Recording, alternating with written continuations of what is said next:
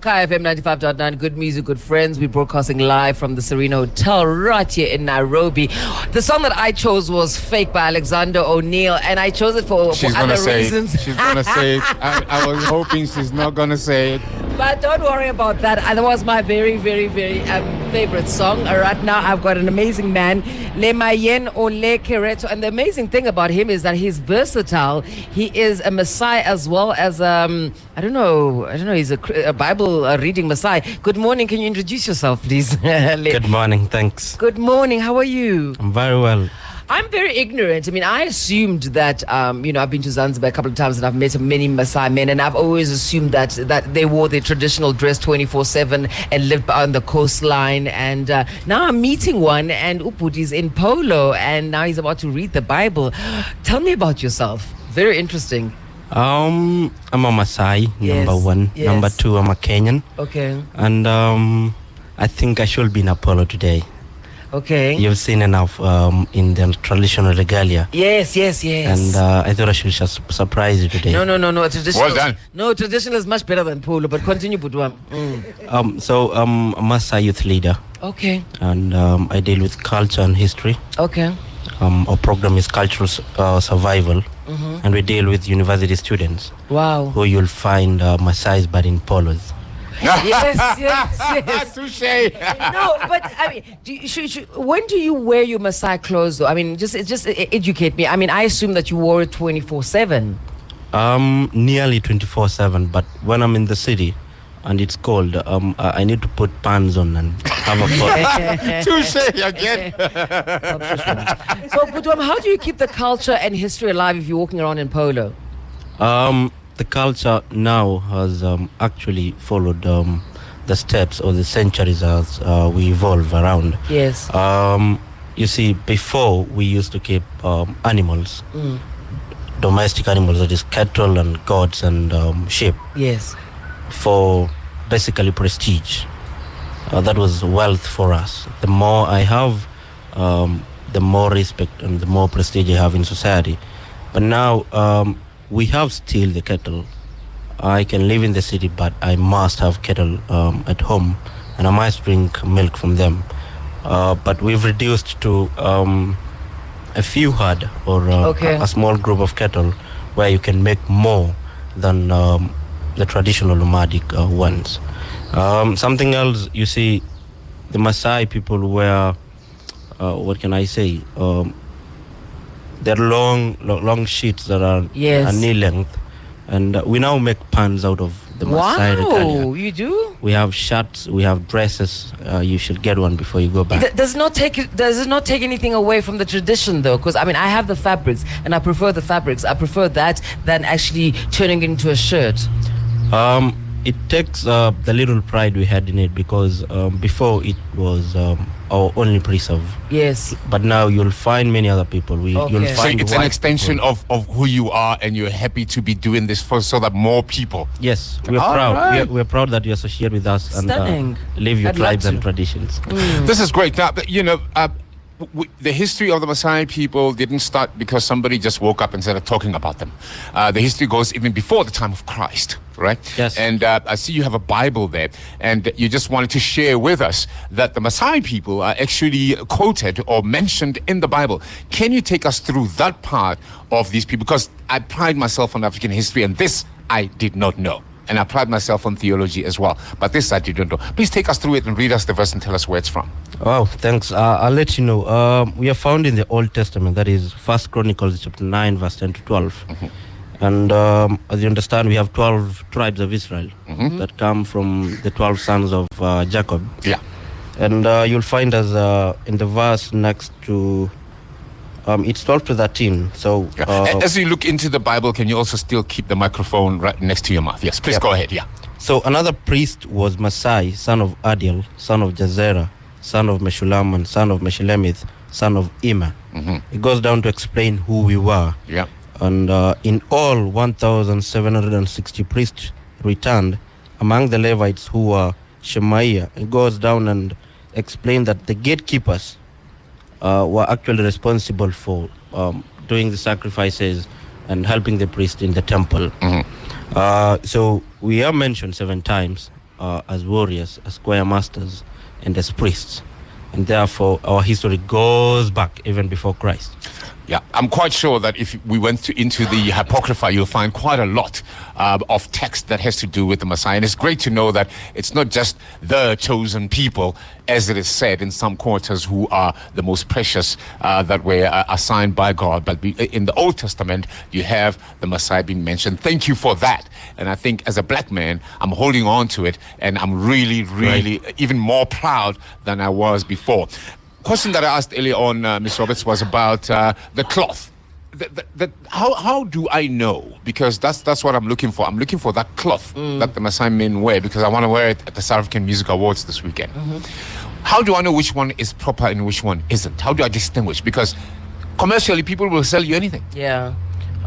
We have Maasai colors. Yes.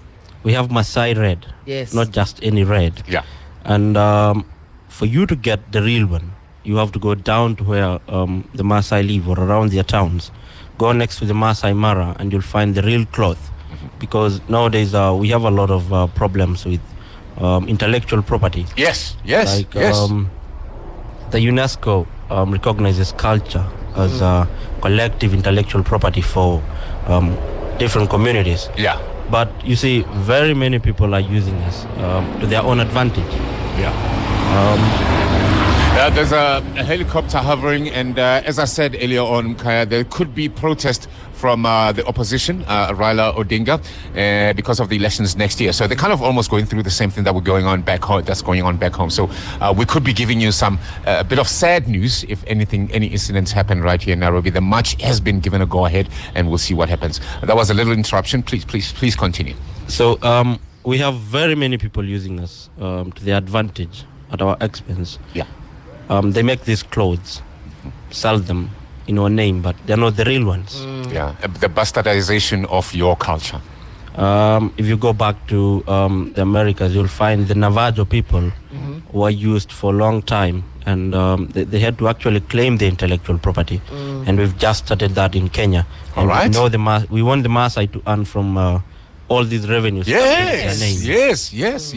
I know, and the world knows that Maasai are the lenses through which the international world views Kenya. We are the center of cultural tourism in Kenya. Wow, you are a youth leader, and in South Africa it's Youth Month as we speak. Wow. And I'm hoping that at some level they are listening and are doing this, will do the same thing henceforth, because hip-hop has taken over, Jay-Z, Beyonce, all that stuff. While that is okay because we're interconnected with the world, the stronger lever to be pulled is the preservation of culture. Of course. Yes. And you, sir, are an example of exactly how that is done, because it's not done frivolously. You are at university, you are at that level of education, and talking about the preservation of your culture, the attainment of your own intellectual property, and the strength with which you can go back and dig into before the time of Christ to vindicate your own existence. I mean, that is power, my brother. Thanks, man. Are you married? No. Ooh, nice. In closing, off air, you were talking about rites of passage.